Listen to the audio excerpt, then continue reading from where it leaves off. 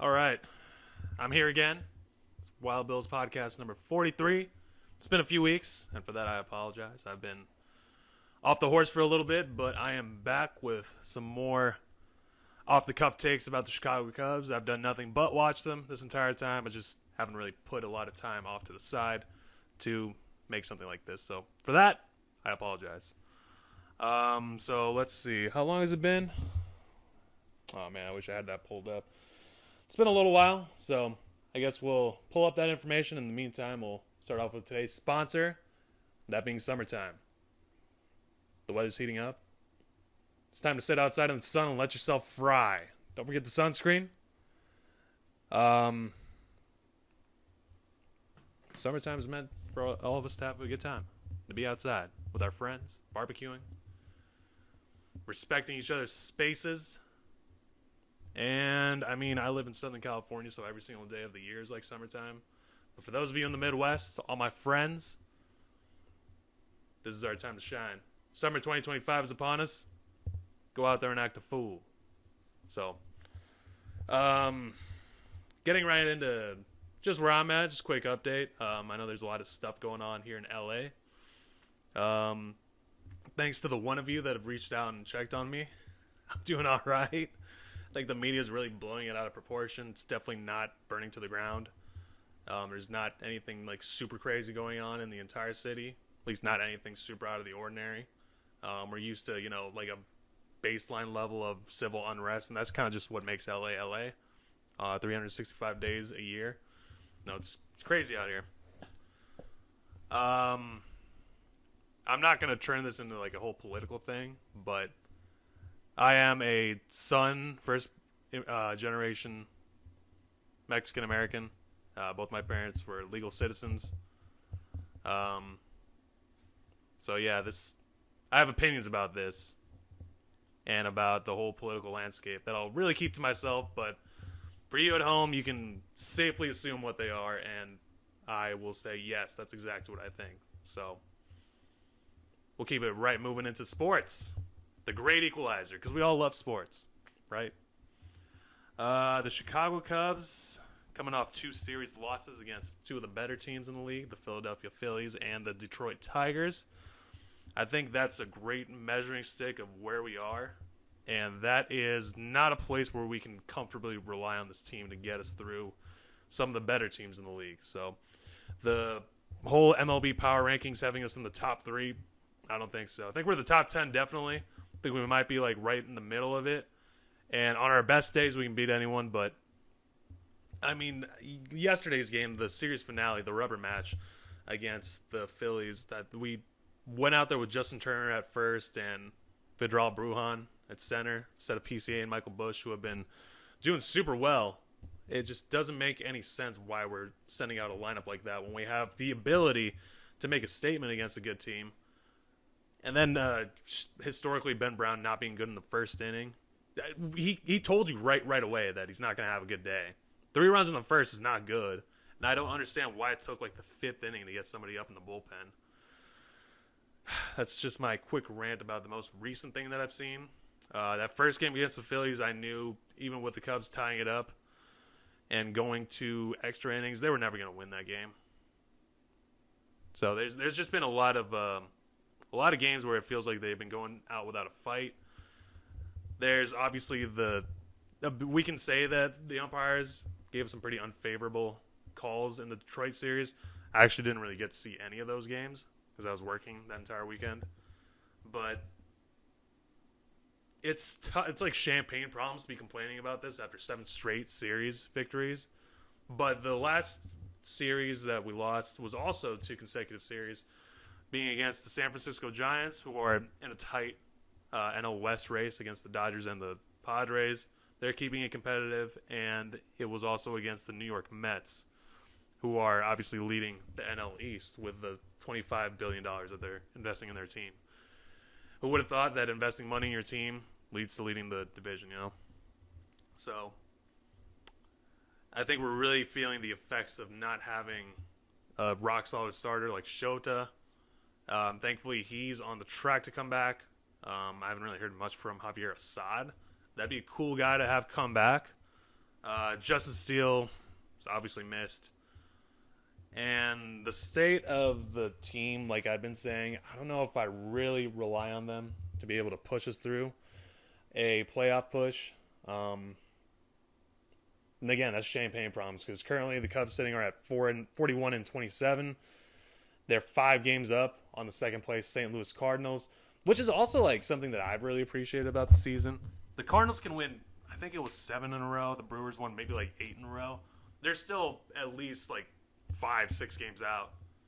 Even through like their great stretches, the Cubs have made such a good start to the season where everybody's at least an arm's length away, and not really the biggest threat to overtake the first place spot. So I just think that it would be important moving forward to really keep in mind like how competitive we're being with the way that the lineup is constructed. I can't fathom why Dansby Swanson was moved to the cleanup spot yesterday also. After, for the most part of the beginning of the season, he showed that that's not where he thrives. Moving him down to the 7 or 8 spot, I can't remember what it was.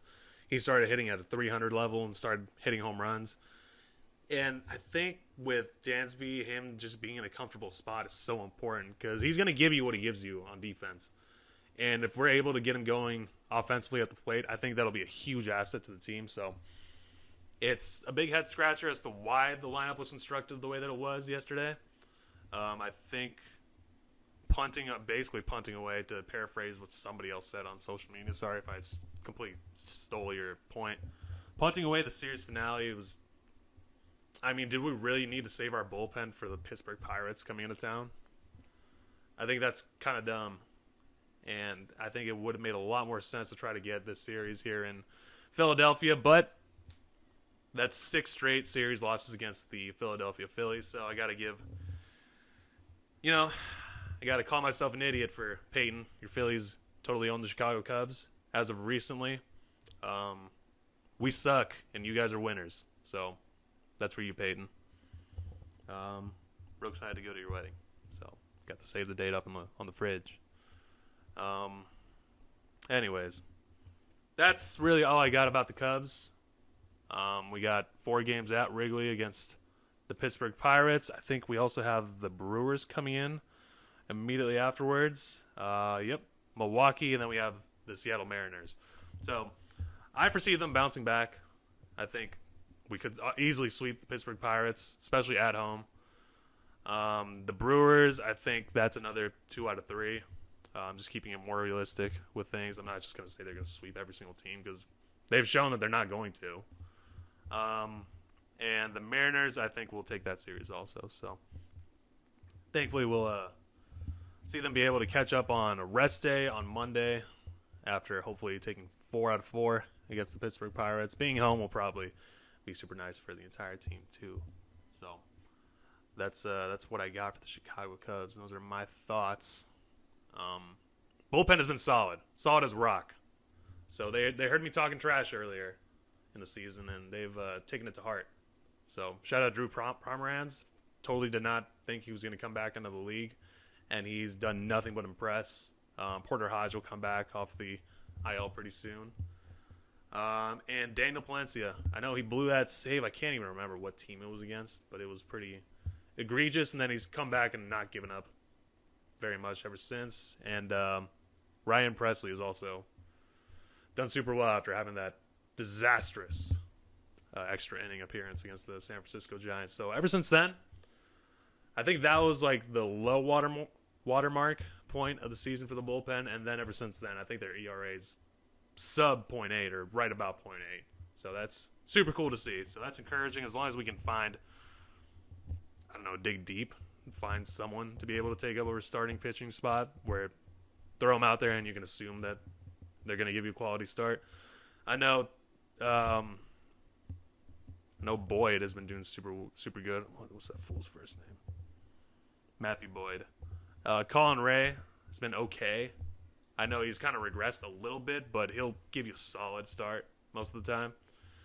Not sure what Cade Horton's trajectory is. Ben Brown is what he is. So we're really missing our stars that go up on the bump every day. So hopefully that's something that Jed is pinpointing on his map for the end of July and something that we can target. So we'll see what happens. So I can't complain too much. First place, and we're doing well against teams that we should be doing well against. And as long as we can, kind of think in the long term, these better teams are teams that we should be able to beat and make adjustments to it, then I'm not super worried, but also I'm a little suspicious. I think it's fishy the way that we're performing against those good teams. So, yeah, another good week coming up, I think. Let's see what else is going on. I'm probably the last person to comment on this, but Caleb Williams saying that he didn't want to come to the Bears before the draft. I mean, duh. Who cares? And then, he came out and addressed it and said, yeah, that was before I showed up, and then I realized I could come and do it. I don't care. It's the media that's making a mountain out of a molehill here, so to dig back into those old phrases I remember from grade school. I'll have Peyton on at some point during the summer, maybe while the teams are on their little recess, to talk about the draft picks on both the Bears and the Eagles, what we saw, stuff like that, and just touch on the season before it really kicks off and gets into full swing. I'm excited for football season. I know we're still a few months away, but summertime reminds me of 2 days, and just overall summer camp, showing up to the field, and it's a good time of the year. So, got to get out on the golf course pretty soon. If anybody has any tips, I cannot hit my driver straight. I finally figured out getting it off the ground, but driving it straight. Somebody help me out here. I know this is going on YouTube, and YouTube has a plethora, the entire breadth of human knowledge on here to be able to fix that. But if anybody has any more direct pointers, help me out here. I'm desperate. Because that's really the last piece of my game to be okay. And so that is my desperate plea for help. NBA Finals are going on. Indiana Pacers, Oklahoma City Thunder. Pacers took Game 3 yesterday. I totally forgot that it was even going on. I honestly did not think they would take 2 games in the series.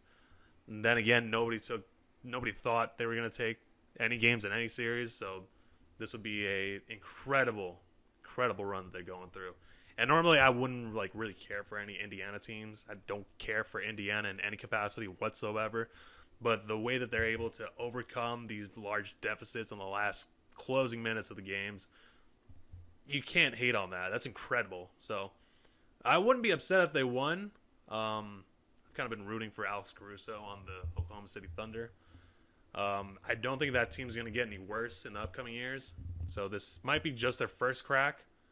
But, the rest of the series remains to be seen. So we'll see if they're able to pick it back up. Stanley Cup. I was actually with the Stanley Cup not super long ago. I'm not supposed to say that to you guys.